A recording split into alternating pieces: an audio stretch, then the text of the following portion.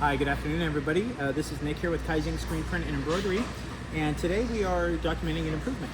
So we have a shirt here, and we need to put the graphic 1 inch above the pocket.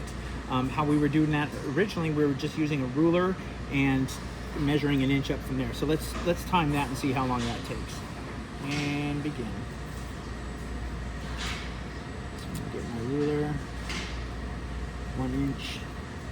Put my bottom of my graphic at my 1 inch mark, find my center, and tack it down, stop.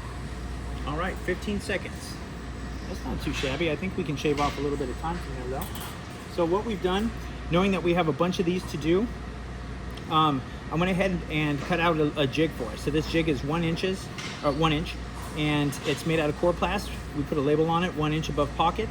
And so simply all we're gonna do is place that there and place the bottom of our graphic to the top of our jig, and let's reset the clock and see how long that takes as opposed to the ruler.